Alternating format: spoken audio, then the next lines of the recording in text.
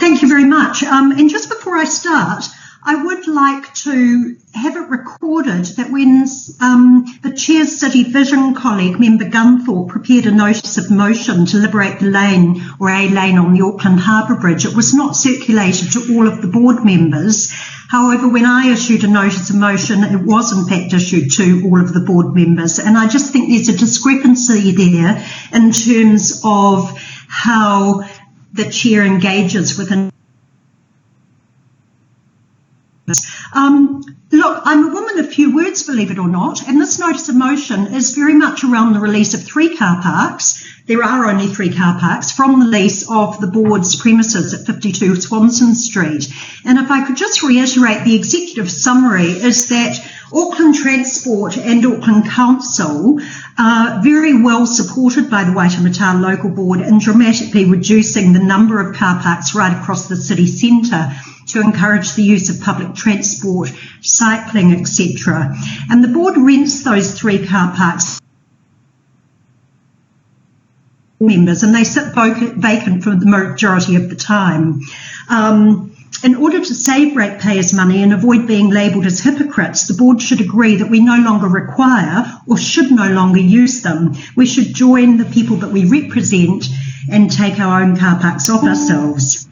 So I recommend that the Waitemata local board agree that it would in fact be appropriate to release the 3 car parks that are reserved for members, that the majority of which are not used. And of course, we saw some media recently around the value of a car park in the heart of Auckland City of around $200,000. We shouldn't be sitting on an asset that we rarely use. And also B, that we ask the council to arrange with the landlord of the premises of 52 Swanson Street to release the car parks from the lease with an appropriate adjustment in the rental, or at least allow the car parks to be subleased. And the board has not advocated against the of car parks in the central city, and by implication we are very supportive of these initiatives. In fact, we saw, of course, over COVID times how we whipped car parks away, and Viv Beck has just spoken with us from Heart of the City as Chief Executive, expressing the concern at the lack of consultation on a number of these projects. So, as I say, the car parks sit vacant for most of the time. At a time when council's under immense pressure to reduce costs, it's appropriate who hardly use these car parks are not seen as being hypocritical. So I have nothing further to add. It's all fairly self-explanatory.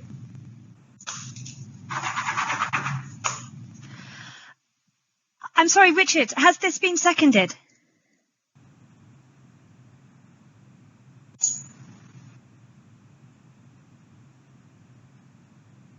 Through the Richard, chair. you might be on mute.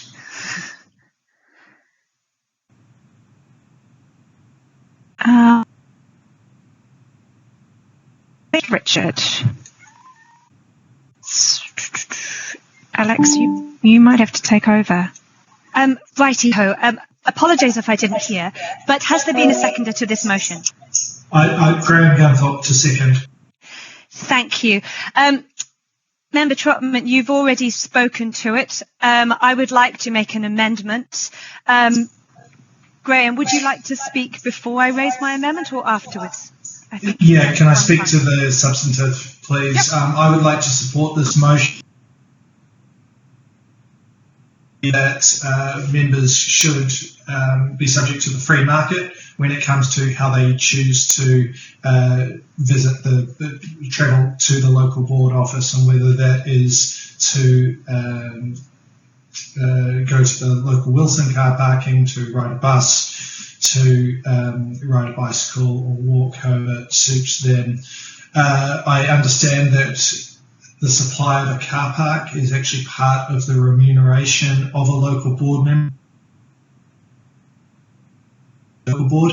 I think this should also be changed, and the remuneration board should simply have an allowance, financial allowance within the remuneration of the local board office, and as I say, they should be able to choose how they travel and how they spend. Otherwise, there is cross-subsidisation going on, which doesn't make sense.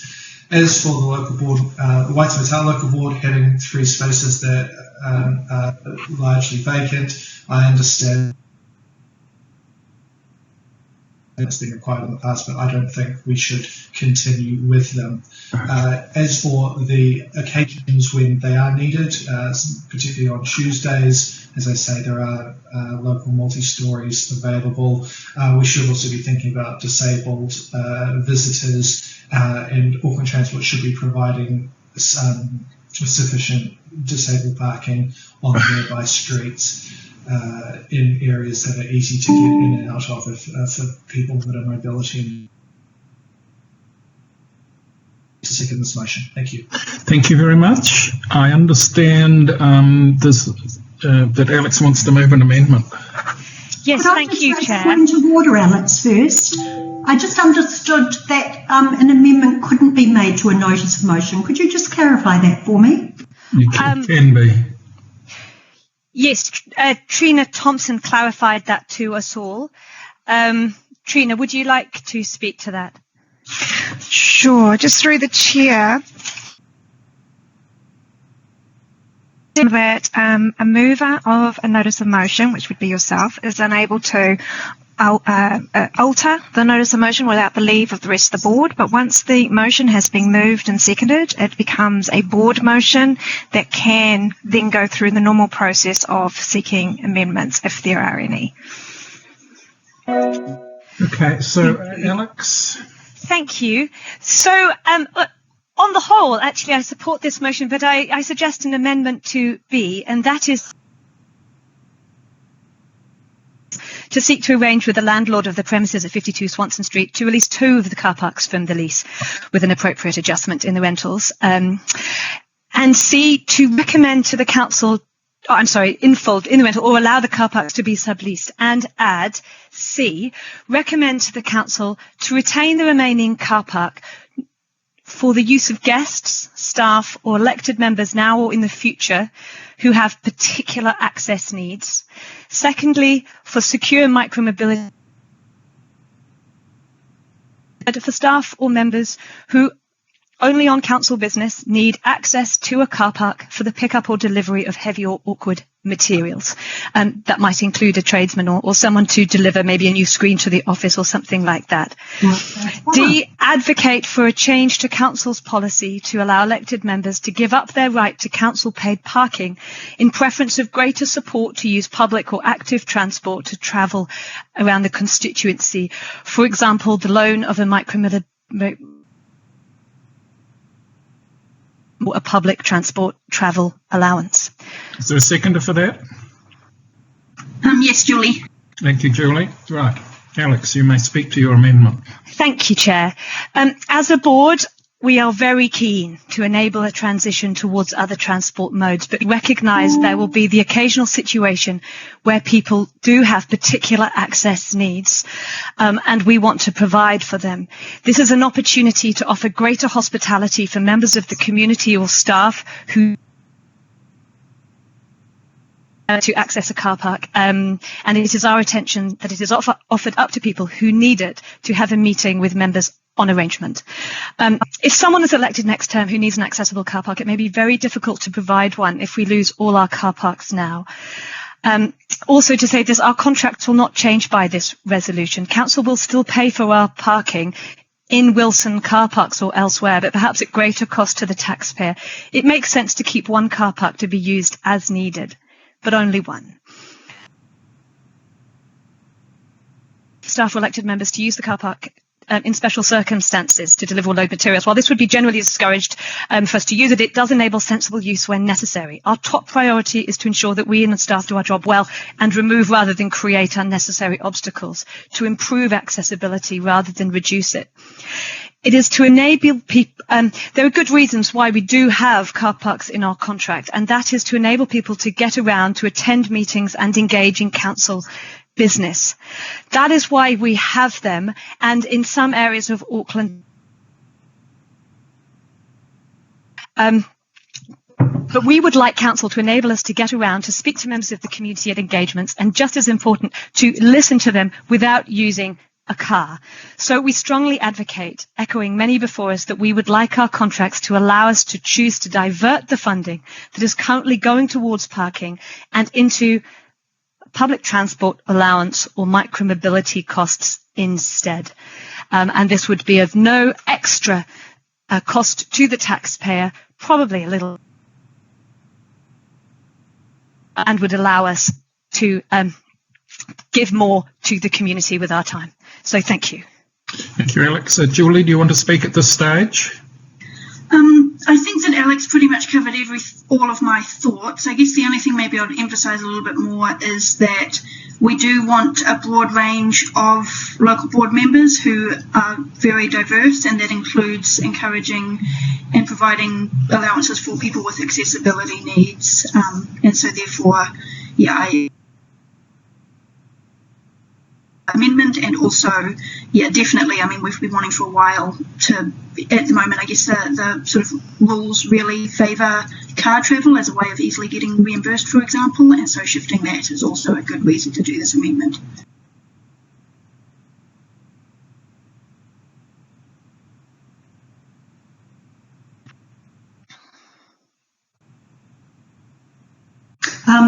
I'm not sure if the chair is perhaps turned off, but I'd like to speak to that.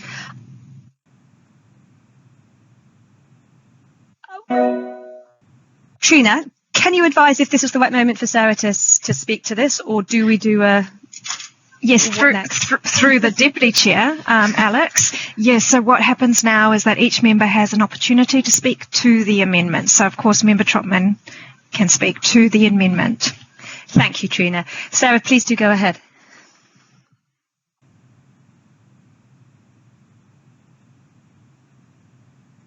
Member Trotman, sorry, please do go ahead if you're ready. Thank you. I'll be speaking against, as Gail Baldock, a member of the public that comes to every one of our local board members, has pointed out. She has a mobility pass. She has never once been offered the courtesy of one of our car parks. Even if we wanted to offer it up for people with access needs, it's easier for them to access the accessibility car parking that is offered by Auckland Transport in 3 different locations close to the Waitemata local board, because of course it's a gated car card access, so it's unrealistic to suggest that people that don't have a swipe card or in a wheelchair can actually access the car park. And one other comment I'd like to make on that is an accessibility car park does need to enable somebody to be able to get out of the car, get their wheelchair out of the car and get in their wheelchair. The design of these car parks that we have does not allow that, so it's most unrealistic. And then just finally, Member Gunthorpe talks about a car park. That's complete news to me, and I'm wondering if that's the case, why we have only been provided with 3 car parks. I'm happy to. Can I speak to this?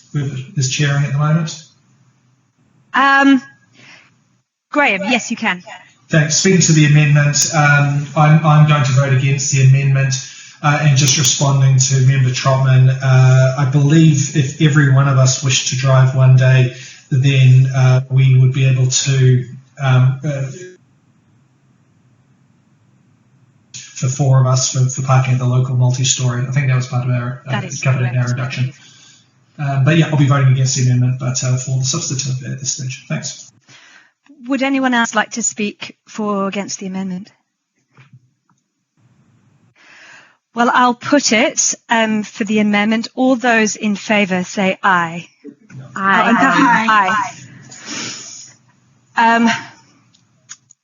I think that was 4 against 2, so the amendment is carried. So we now return to the substantive. Would anyone? Against. I'm sorry. All those in favour say aye. All those against? Against. Sarah, I believe you're against. Are you That's there? correct. Apologies for before. The amendment is carried. We can now return to talking to the substantive. Would anyone like to speak to the substantive?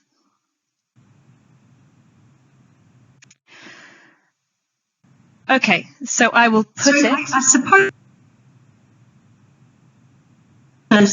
Am I correct in assuming, the way I read this, that local board members will not be parked in that space for any more than, say, 10 minutes because they're carrying heavy or awkward materials? Or, you know, what I don't want is for one of the local board members to use the car park, which means then it cannot be used to secure micro-mobility car parking or parking for guests with access needs. Not that I think they're going to use it anyway. So I'd just like to clarify, understand the resolution. Trina, that's a good question. Is anyone able to speak to that? Member Bonham, what I would suggest is you have the right of reply to this, so I would suggest that you respond to your intentions behind the resolution. Yes. Once everyone has had an opportunity to talk to it. Fine, thank you, Trina. Does anyone else want to? Now stands.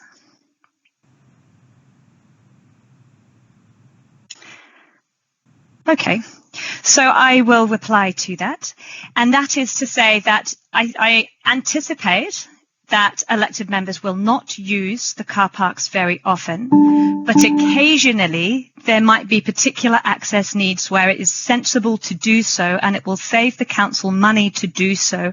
And this might be a situation where this member has particular care. It might be if there is a meeting off-site and it is sensible for all of the members to travel in one car to get there, and it is cheaper to use this car park rather than to book into Wilson's. I imagine it will be used very, very rarely, but it will be there if absolutely necessary. So my laptop has died, so I'll sort of share the chairing of the rest of the meeting with Alex and with the staff. So you're at the stage of, are you, or have you moved further on? The amendment has been carried. Everyone has spoken to the substantive, and it's just time to decide on the notice of motion, to put the notice of motion. Would you like to do that, Chair? Yes. I think it's important enough to put it by division, so that's fine. So if Kim, you could call out all each of our names in turn and ask us whether we're voting for or against or abstaining on the substantive resolution. Will you call out names in turn, Chair?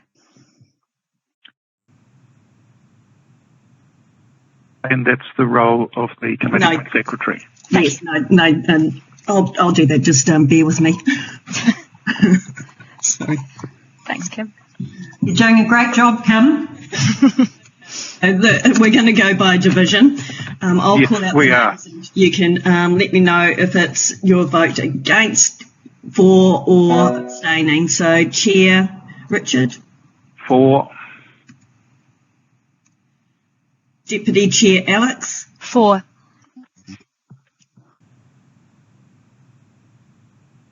I'm just wanting to clarify the thing. This is Alex's proposed amendment. I'm voting. No, it's not the amendment. It's the amended substantive motion. Thank you. I'm voting against.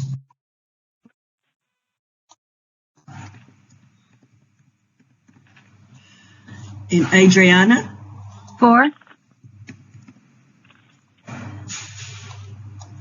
And sorry. And Karen? For. Member Graham? Hi, it's Graham here. My audio seems to have died when I plugged my laptop in. I am for the substantive motion. I've got to log off now and log back in. Okay. And Julie? For. Thank you. I declare that carried 6 votes to 1.